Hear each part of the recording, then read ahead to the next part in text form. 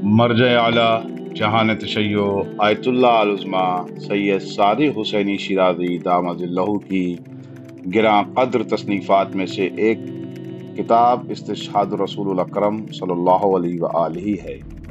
इस किताब में न सिर्फ रसूलुल्लाह सल्लल्लाहु अलैहि व आलिहि की शहादत पर रोशनी डाली गई है, बल्कि इस जानिब भी तवज्जो दिलाई गई है कि किस तरह उम्मत के बाद अफराद ने हुकूमत पर कब्जा करके हकीकी इस्लाम की सूरत को मस्क करने की कोशिश की।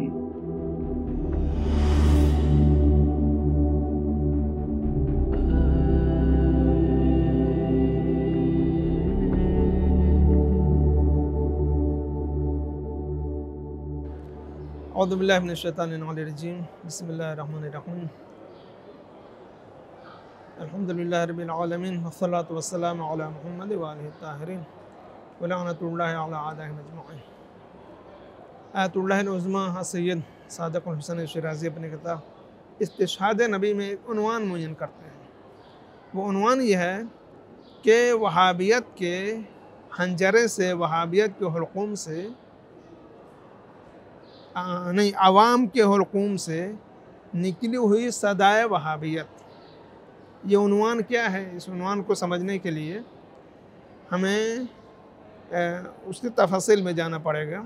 आपने ये जो उन्वान मुय्यन किया है कि आवाम के हुलक़ूम से सदाए वहाबियत, ये इन्होंने उन्वान इसलिए काम किया। और अच्छा, जब ये उन्होंने उन्वान काम किया, इसके तहत जो बातों वो लिख रहे हैं उसमें हम देख रहे हैं कि उन्होंने इशारा किया किसी तालिब इल्म या कुछ तुल्लाब के तरफ जो इल्म के किसी मरहले तक पहुंच चुके हैं, यानी किफ़ाया व मकासिब तक का उन्होंने हवाला दिया है। जबकि उन्होंने हेडिंग क्या डाली है, उन्वान क्या दिया है? आवाम के हुलक़ूम से सदाए वहाबियत। नीचे जिक्र कर रहे हैं कि वो किफ़ाया व मकासिब के तालिब इल्म है जिसने ये आवाज़ बुलंद की है, और उसके बाद फिर आवाम के हुलक़ूम से, यानी उनको आवाम के ख़िताब दे रहे हैं। वजह क्या है? वजह सुनिए। वो सदाए वहाबियत है क्या? पहले इसको समझिए आप। वो सदाए वहाबियत ये है कि जब ये आवाज़ बुलंद की गई कि हज़रत मोहसिन शहीद शिकम मादर, जो जलता हुआ दरवाज़ा गिरने की वजह से जनाब फ़ातिमा ज़हरा सलामुल्लाह अलैहा के शिकम मुबारक में शहीद हुए थे, उनकी याद मनाई जाए, उनकी यादगार मनाई जाए। जब यह आवाज़ बुलंद हुई तो कुछ अफराद ने ये गौगा बुलंद किया, ये शोर बुलंद किया कि 100 साल पहले तो ये याद नहीं मनाई जाती थी, अब ये याद मनाने की क्या ज़रूरत है। तो लिहाजा जिसकी फ़िक्र ये हो, मैंने अभी आपके सामने एक सवाल किया था कि आखिर क्या वजह है कि नीचे बात तो आप लिख रहे हैं कि ऐसी फ़िक्र तो उस शख्स की भी नहीं होगी जो आम लोग हैं, चे जाए कि वो शख्स जो किफ़ाया व मकासिब के मरहले तक पहुंचा हुआ है और वो इस तरह की आवाज़ बुलंद करे। तो इसलिए उन्होंने ऐसे अफराद को, बावजूद कि वो इल्म की किसी मंजिल तक पहुँचे हुए हैं, आपने उसे अवाम कहा है, क्योंकि ऐसी फ़िक्र आवाम की भी नहीं होती, बल्कि ये तो आवाम से भी गए गुजरे अफराद की फ़िक्र ऐसी होगी कि अहले बैत अलैहिमुस्सलाम के गम को ताज़ा करने और उनकी याद मनाने के लिए इस तरह का एतराज़ किया जा रहा है।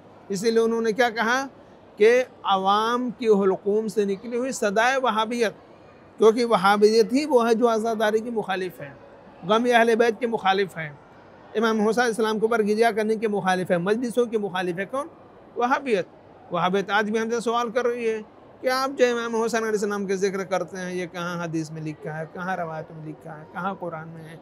हालांकि कुरान और हदीस के ज़रिए से सबको साबित किया जा रहा है, फिर भी वो लोग एतराज़ पर एतराज़ किए जा रहे हैं, जिसको कहा जाए कि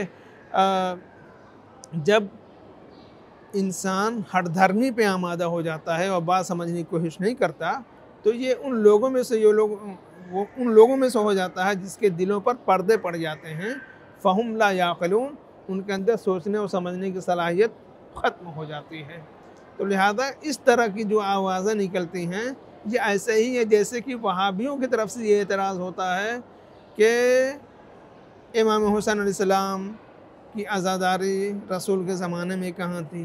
भाई उनकी शहादत ही नहीं हुई थी रसूल के ज़माने में, या रसूल से पहले तो आज़ादारी कहाँ से होगी? बावजूद कि मुस्तकबिल में आपकी शहादत होने वाली थी, फिर भी पैगम्बर इस्लाम ने आपकी शहादत को याद करके गिरिया किया है, आपकी शहादत को याद करके आप रोए हैं। ज़रा वो वक्तों को याद करें जब इमाम हसन और इमाम हुसैन अलैहिस्सलाम मस्जिद में बैठे हुए हैं और पैगम्बर इस्लाम ने इमाम हसन अलैहिस्सलाम के होठों का बोसा लिया और इमाम हुसैन अलैहिस्सलाम के गले का बोसा लिया। ये पूरी तफसील है, इंशाअल्लाह कभी हो। तो किस तरीके से जब इमाम हुसैन अलैहिस्सलाम जब अपनी मादर गिरामी के पास गए और ये जिक्र किया कि मादर गिरामी क्या बात है, देखो ज़रा मेरे मुंह से बदबू तो नहीं आ रही है। नाना जान ने मेरे मुंह का बोसा लेने के बजाय गले का बोसा लिया है, जबकि भाई हसन के मुंह का बोसा लिया है। तो शहज़ादी आई और पैगम्बर इस्लाम ने इमाम हुसैन अलैहिस्सलाम की शहादत की खबर दी कि मैंने इस गले को इसलिए बोसा दिया है क्योंकि इसी गले के ऊपर दीन की हिफाजत के लिए शिमले का खंजर चलेगा। ये पूरी तफसीलात है, उधर मुझे नहीं जाना है। तो कहने का मतलब यह है कि अज़ादारी हज़रत मोहसिन ये वो बुनियादी अज़ादारी है। भाई अज़ादारी अहले बैत अलैहिस्सलाम के ऊपर गमों का सिलसिला और गमों का पहाड़ कहाँ से ये सिलसिला शुरू हुआ है? जो गमों के पहाड़ तोड़े जा रहे थे, कहाँ से ये सिलसिला शुरू हुआ है? वो तो ख़ुद मदीने से शुरू हुआ है ना। शहज़ादी के ऊपर दरवाज़ा गिराया गया और जितने भी मज़ालिम मैदाने यानी मदीने में हुए हैं, मैदान करबला में हुई हैं, उन सब की बुनियाद और जड़ मदीने में किए गए मज़ालिम हैं। अब ज़रा गौर करें, मदीने में जनाब फ़ातिमा ज़हरा का दरवाज़ा गिराया गया और आग लगाई गई, घरों में आग लगाई गई। उसी आग की चिंगारी करबला तक पहुँची और ख़याम हुसैनी जलाए गए। मदीने में जनाब मोहसिन शहीद शिक्म मादर आपको अपनी माँ के उनकी माँ के बतन में शहज़ादी के शिक्म मुबारक में शहीद किया गया और करबला में शशमा जनाब अली असगर को तीरे से सुबह से शहीद किया गया है। वहाँ भी एक मासूम का कत्ल किया गया और यहाँ करबला में भी एक मासूम का कत्ल किया गया। सारे के सारे एक दूसरे के से मुशाबहतें हैं। यहाँ शहज़ादी के रुखसार के ऊपर तमाचे मारे गए, वहाँ करबला में जनाब सकीना के रुखसार के ऊपर तमाचे मारे गए हैं। वहाँ पर तलवारों को के कब्ज़े के ज़रिए से शहज़ादी के बाजुए मुबारक को ज़ख्मी किया गया है और आपके पहलू को ज़ख्मी किया गया है। इसी तरीके से मैदान करबला में करबला से लेकर कूफा और कूफे से लेकर शाम तक बीवियों के ऊपर ताज़ियाने बरसाए गए, दुर्रों से मारा गया। तो लिहाजा अज़ादारी अहले बैत अलैहिमुस्सलाम की इब्तिदा और बुनियाद ही जनाब मोहसिन की शहादत से है। आप हमसे ये कह रहे हैं कि करबला की अज़ादारी तो मनाओ, लेकिन मदीने की अज़ादारी ना मनाओ।